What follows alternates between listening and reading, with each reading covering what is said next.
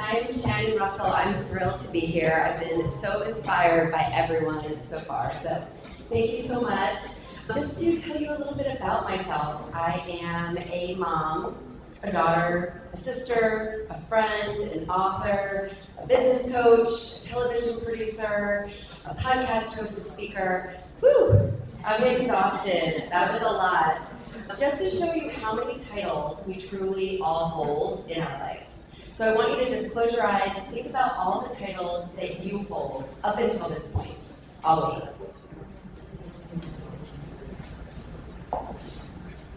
All right, there are really so many titles that we hold and ones that we have yet to hold because life is long and we have so much more to live.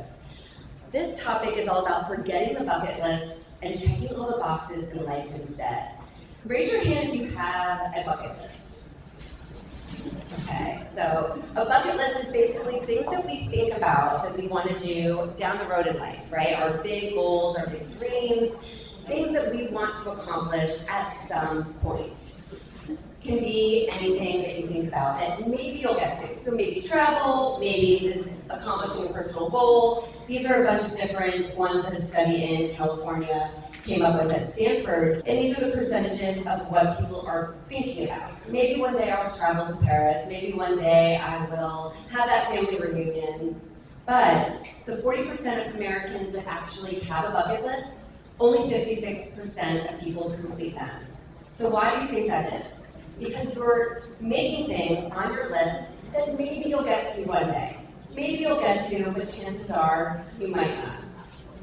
So why is that? Because you're living in the future and you're putting things on your list instead of living right now and checking things off your list. So by doing that, you're going to end up with what? Regrets at the end of the day. So if anyone has read Bronnie Ware's The 5 Regrets of the Dying, here are the 5 regrets that she talks about. And they're really impactful. I wish I'd had the courage to live a true life for myself, not the life that others have expected of me. I wish I hadn't worked so hard. I think we can all relate to that. I wish I'd had the courage to express my feelings. I wish I'd stayed in touch with my friends, and I wish I'd let myself be happier. So these are regrets and bucket list items that some people had and were never able to accomplish. So my whole point in saying to forget that bucket list and start checking the box that life has to offer is about living in the present rather than living in the future. And you can start today.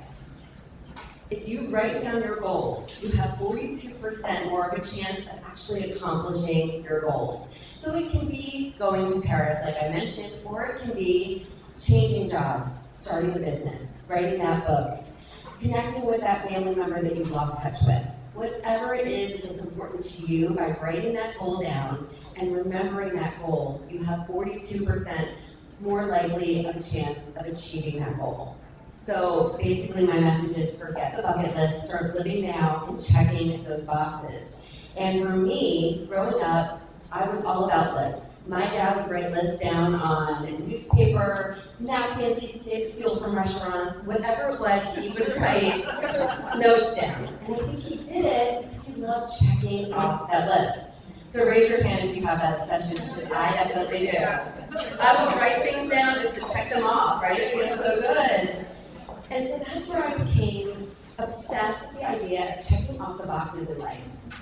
And what I mean by that is saying, okay, what do you want to do? Working toward that goal, checking it off, and moving on to the next one. And for me, it started when I said I had this crazy dream living in this very blue-collar family, and everyone lived in the same town, no one left, and I was the black sheep. I was the one that everyone said, oh gosh, what is she going to do? I wanted to move to Hollywood and work in TV. So I wanted to go away and study TV for college. I was the first in my family to go to college, check the box.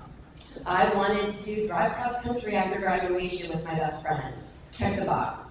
I wanted to work at MTV back when MTV was cool in New York City. And I got my first job there. Check the box. So I worked in television for 16 years in LA and New York and lived the dream that I had dreamed when I was little. And I loved it. It was everything. Had so many stories to tell. But I became a mom 16 years later. Check that box. That was my forever dream. And when I became a mom, things started changing. I realized when I was living in New York City that I was missing everything. I missed first birthday, I missed first Halloween, I was getting home at 9 o'clock, and my parents were putting my son to bed because my husband was a television producer as well. It was a lot. And then one day, I was 8 months pregnant with my second son, and I can tell you exactly where I was because I was wearing heels running through the Times Square subway station, trying to catch my bus home to get to daycare in time. And you know that commute, because we're in this area, everybody knows from New York to New Jersey, it's a lot. And that particular night, I was producing a show, and I was supposed to interview Taylor Swift. And I had this moment where I said, screw it, I need to get to the bus.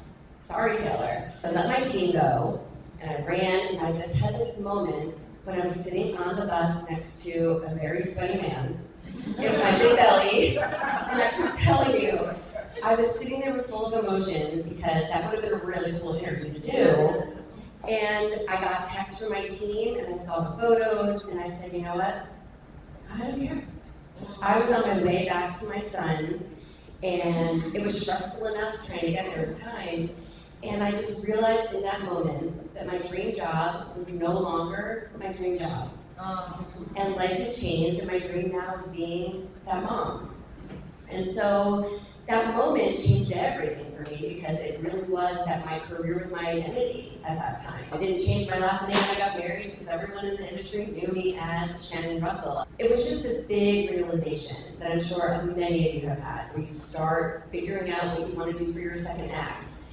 And I realized then that I had to stop producing for other people and start producing my own life. And I realized, as scary as that was, when I was on maternity leave, my show was canceled.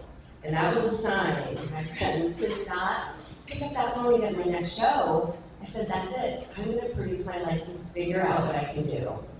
A year or so later, after all of this, back and forth trying to figure it out, I opened my first business, which was a franchise business. And I ran it for 8 years, and I actually successfully sold it last year. So I'm very proud I was able to do that and praise the Lord. It shows that you can take your experience from what you've done in that first act and start a second act. And as I did that, a couple years into the business, when it really took off, other people would say, well, how did you go from that to this? Can you help me? And so I started another business as a business coach, helping other women figure out how to take their experience and launch a business. Because it is possible, and I had done it. And I had done it never owning a business before, and became an award winner in my organization. So now I have a business, coaching business, where I get to help clients fulfill their dreams and learn how to step into their second act now by checking off that box and not waiting for someday. Because how often do we wait until the kids are out of the house? Or we say, oh, I'll wait till retirement. Or I'll wait until the time is perfect, or I have enough money, or this or that. Whereas now is the time to take that action if you feel like your life is not aligned. Because remember, we choose our professions when we are 20, right? When we're teens, basically. We figure out what we want to do. And life is different when you're in your 30s, 40s, 50s, 60s, etc.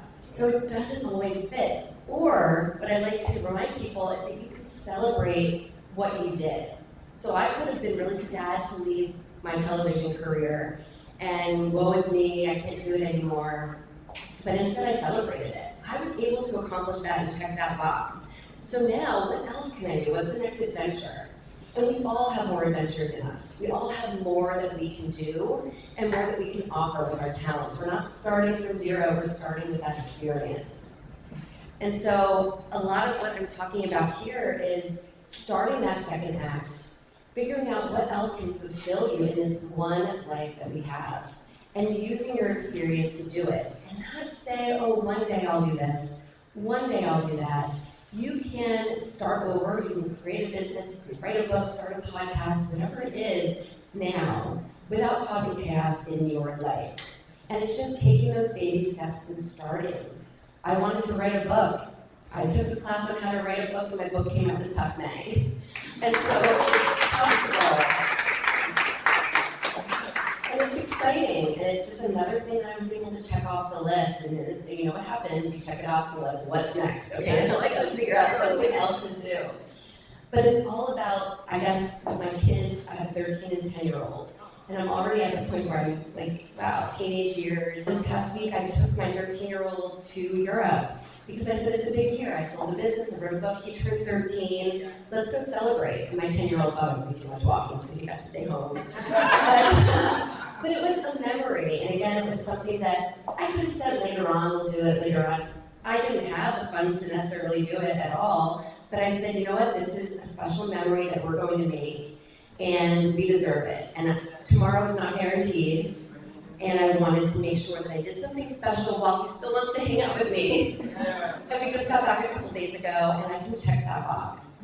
So it's really all about thinking about what it is that you want to do, and I encourage you to make the time now rather than later. Just check the box. So what do you want to accomplish in this one life that you're given? You don't want to have regrets at the end of the day. And I've had clients who have said, you know what, doesn't everyone hate their job? You know, doesn't everyone feel unhappy? Why am I special to try to change what it is I'm doing or follow my dream? And you don't have to live like that. You know, as a lot of us have said, you don't have to stay in that position where you feel less than. You can figure out small ways to start working towards that goal now so you don't have regrets at the end of the day. Because you're the only one who's showing up for yourself and making sure that you accomplish what you want and starting that second act. Check all of the boxes in your life, my friends. You will not regret it. It will feel great as you check that box, and you will be able to know that you're living the life that you deserve in the hours that you have. Thank you.